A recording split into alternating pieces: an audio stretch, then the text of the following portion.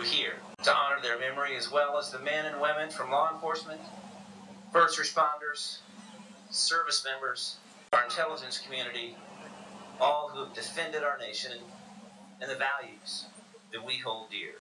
And thousands of brave men and women have given their lives for our nation since that day 10 years ago.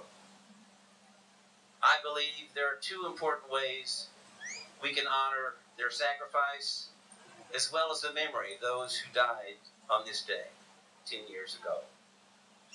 First, we must stand up and fight for the tens of thousands of veterans who fought for us, those who are returning from Iraq and Afghanistan, and who are working to transition from battlefield to normal civilian life. Second, we must never let what happened on that day 10 years ago shake our commitment to our most revered American principles. We were scarred in our hearts and our minds and on our American soil, in New York, in Washington, in Pennsylvania, by hatred, by intolerance and ignorance. But we have been strengthened by our unity, by our ideals of equality, freedom, and tolerance. These aren't just ideals. They are and remain our bedrock, our foundation, the standards that guide us.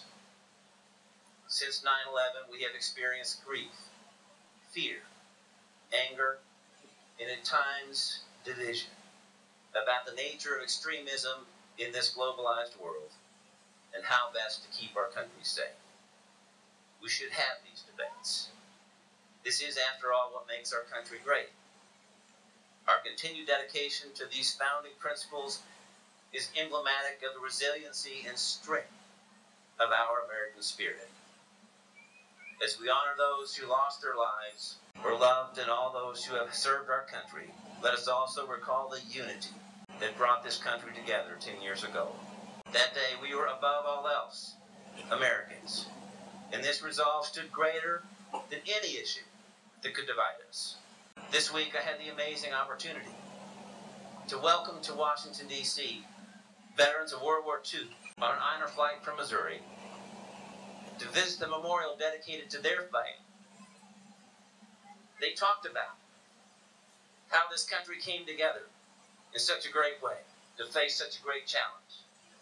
Well, today, we have great challenges.